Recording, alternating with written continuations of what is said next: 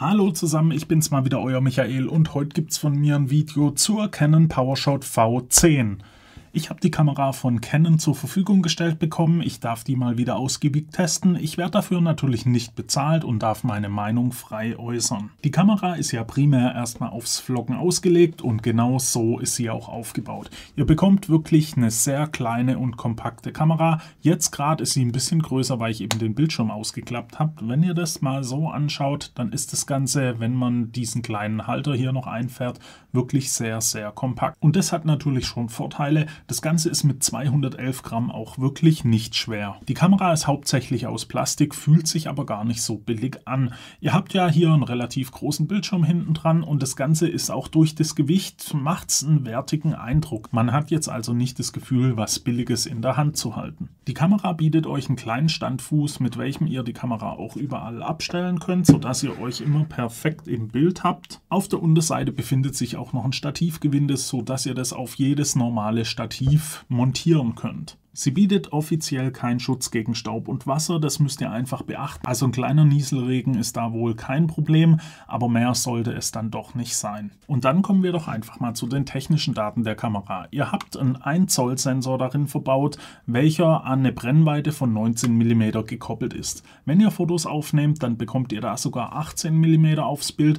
Ansonsten sind die 19 mm aber im Videobereich auch sehr gut. Wie ihr hier seht, ja, da bekommt man richtig viel aufs Bild. Die Blende steht euch da von f2.8 bis f8 zur Verfügung. Das heißt, ihr könnt mit f2.8 schon relativ gut ins Lowlight gehen. Das ist natürlich jetzt nicht ganz so lichtstark wie eine f1.4 oder sowas, aber hält das Ganze eben einfach ein bisschen kompakter. Die Blende 2.8 zusammen mit den 19 mm Brennweite bieten euch da am 1 Zoll Sensor also nicht unbedingt so viel Unschärfe im Hintergrund, wie ihr euch vielleicht wünscht.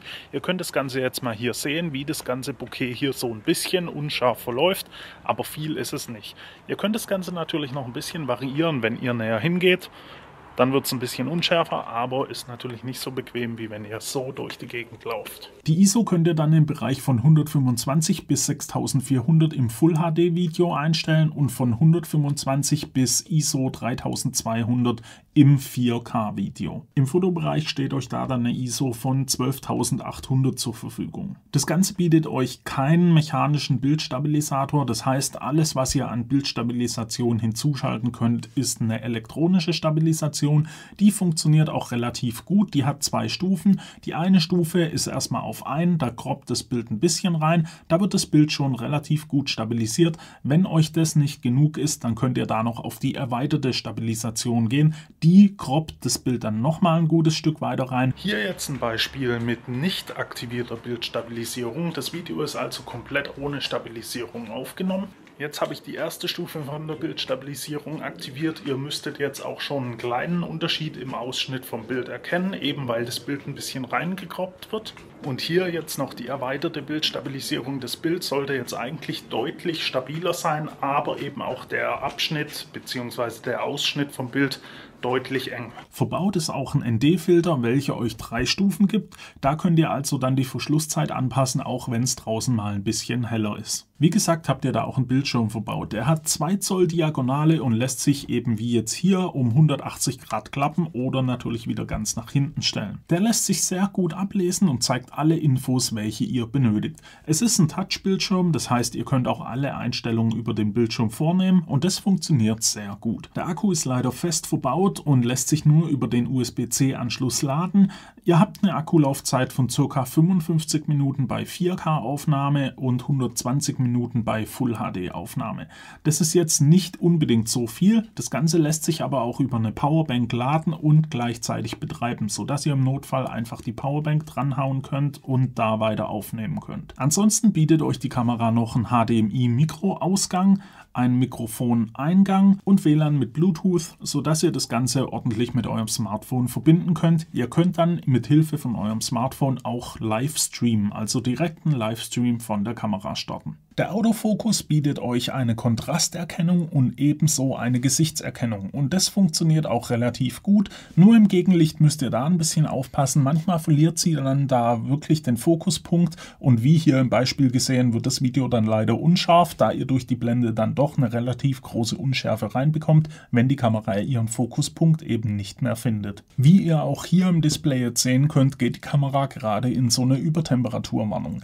Das tritt leider auf, wenn ihr 4K aufnehmt und da so auf Zeiten von 17 bis 22 Minuten kommt. Also ich hatte das, dass je nach Außentemperatur die Kamera schon bei 17 Minuten abgeschaltet hat. Manchmal hat sie aber auch erst bei 22, 23 Minuten abgeschaltet.